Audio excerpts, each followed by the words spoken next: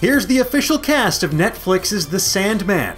No, you're not still dreaming, Sandmaniacs, because amid all the WandaVision speculation and GameStop Wall Street drama, a beacon of hope has emerged for news-starved Sandman fans. On Thursday morning, Netflix officially revealed the cast for their long-awaited TV adaptation of Neil Gaiman's seminal graphic novel series. According to Netflix's press release, Tom Sturridge will officially play Dream, the Lord of the Dreaming, confirming earlier reports from Collider, which we first told you about back in September of last year.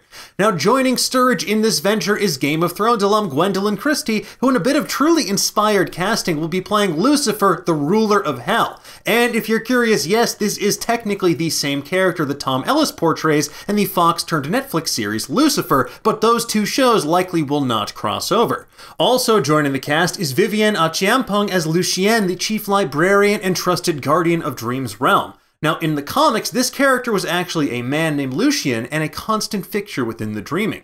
Next up, we have Logan villain Boyd Holbrook, who will play one of the most terrifying characters in comic book history, the Corinthian, an escaped nightmare who wishes to taste all the world has in store. And spoiler alert for the comic books, that usually means eyeballs. Instead of eyeballs, this dude just has more teeth, which he uses mostly to eat his victims' eyeballs with.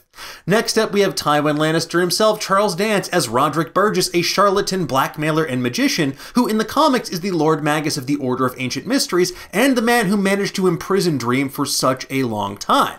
Last but not least, we have Asim Chowdhury as Abel and Sanjeev Bhaskar as Cain, described as the first victim and the first predator, residents and loyal subjects of the Dream Realm. So in the comics, Cain, the first murderer, is constantly killing his brother Abel, the first victim, who unlike in the Bible, never quite seems to stay dead. On Twitter, Neil Gaiman said this of the casting: 7 down, hundreds to go, so clearly this is just the first of many, many casting updates to come. Now, in case you've been living under a rock, The Sandman is one of the most critically acclaimed comic books of all time. Written by Neil Gaiman and published by the now-defunct Vertigo imprint of DC Comics, The Sandman ran for 75 issues between 1989 and 1996. The series follows Dream, also known as Morpheus, who rules over all dreams. He's one of the Endless, a family of metaphysical beings that includes death, desire, destiny, despair, delirium, and destruction. After being imprisoned by occultists for nearly a century, Morpheus escapes captivity, recovers his stolen objects of power, and then seeks to rebuild his fractured kingdom. And based on the characters that Netflix announced today, it's safe to assume that the first season of the show will cover at least the first 2 volumes of the graphic novel, Preludes and Nocturnes and The Doll's House. Now, those 2 graphic novels encompass events like Morpheus escaping imprisonment, recovering his objects of power, and rebuilding his fractured kingdom, while facing off against the legions of hell, mad occultists, and a literal convention of serial killers as well. So, yeah, he's got his work cut out for him.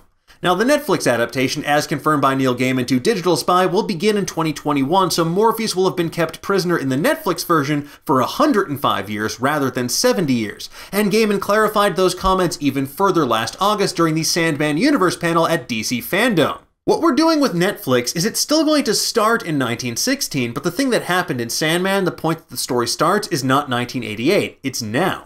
And how did that change the story? What does that give us? What does that make us have to look at that we wouldn't have had to look at if we were setting it as a period piece? What does that do to the gender of characters, the nature of characters? What does it actually do to the story? And that has been an absolute delight because it means we are always being true to the story and being true to the characters. But it gives us tremendous freedom to go, if we're doing it now, what would Sandman be? And that has been very liberating.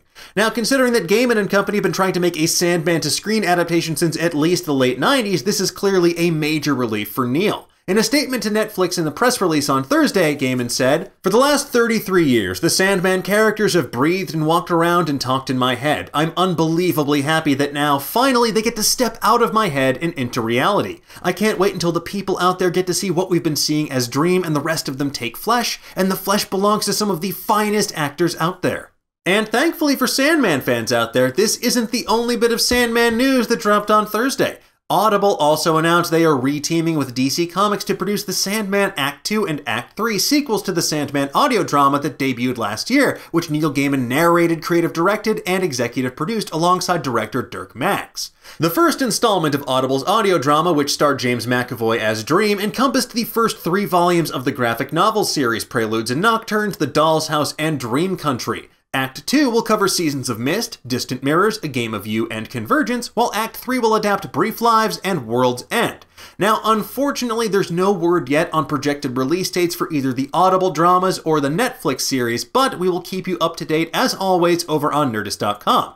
Now, that said, in the meantime, please tell us, what do you think of this casting? What do you hope to see from the upcoming Netflix series? Let us know in the comments below, and for the latest and greatest in the world of pop culture, stay tuned to Nerdist.com.